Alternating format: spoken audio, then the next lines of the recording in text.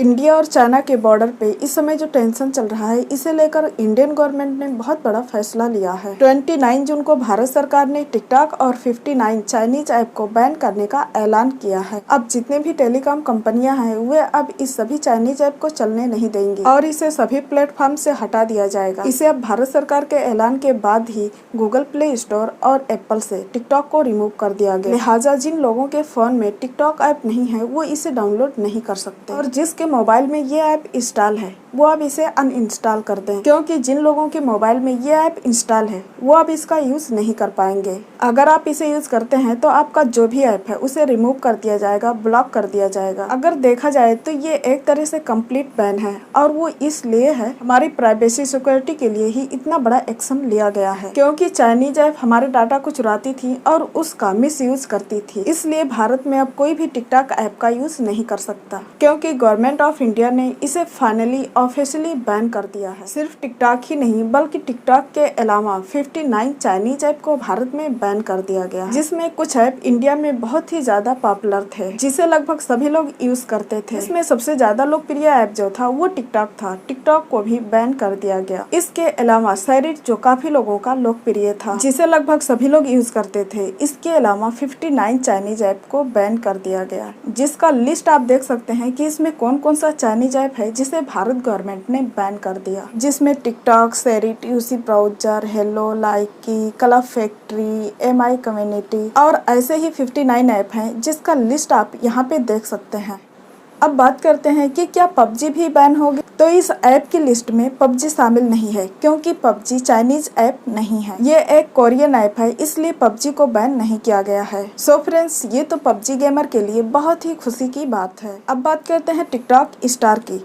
Chinese app ban होने से, खासकर टिकटॉक बैन होने से बहुत से लोगों का करियर फिनिश हो गया। बट डोंट वरी, जिनके पास टैलेंट है उनके लिए अभी भी बहुत से ऐप हैं जहां पे वो अपना टैलेंट दिखा के फेमस हो सकते हैं और उस ऐप के स्टार बन सकते हैं। जिनके अंदर टैलेंट है, जो अच्छा कंटेंट बनाते थे, उन्हें कुछ भी सोचना नहीं है। वो अपने ऑडियंस को लेकर कहीं भी किसी भी प्लेटफॉर्म पे काम कर सकते हैं, जैसे फेसबुक, इंस्टाग्राम, मित्रों जैसी बहुत सी ऐप है। और इसके अलावा सबसे बेस्ट प्लेटफॉर्म यूट्यूब है, जहाँ पे आप काम करके अपना कंटेंट बनाकर वापस से अपना करियर बना सकते हैं। टिकटॉक बैन होने से ज्यादा फर्क उन लोगों को पड़ेगा जिसके पास कोई टैलेंट नहीं है, जो केवल लिपसिंग करके, अपना फेस दिखा के, अपना स्मार्टनेस दिखा के अपनी पहचान, अपना करियर बनाए हुए थे। टिकटॉक बैन होने से इन लोगों का बहुत ज्यादा नुकसान होने वाला है और बाकी जो टैलेंटेड हैं, जिनके अंदर टैलेंट है, वो किसी भी प्लेटफॉर्म पे अपना टैलेंट दिखाकर अपना करियर बना सकते हैं। उन्हें कोई भी फर्क नहीं पड़ेगा। चाइनीज ऐप को बैन करने का जो मेन रीजन है वो ये है कि ये हमारे प्राइवेट डाटा को लीक करते थे। ये इल्जाम चाइना पे बहुत पहले से ही लगा हुआ है और अभी गवर्नमेंट ने स्पेशली मेंशन किया है कि इस तरह चाइनीज ऐप हमारा डाटा चुराती हैं और उसका मिस यूज करती हैं, जो केवल यूजर के लिए ही नहीं बल्कि देश की सिक्योरिटी के लिए भी खतरे से खाली नहीं है। इससे देश के 130 करोड़ लोगों की लाइफ कभी भी खतरे में आ सकती थी।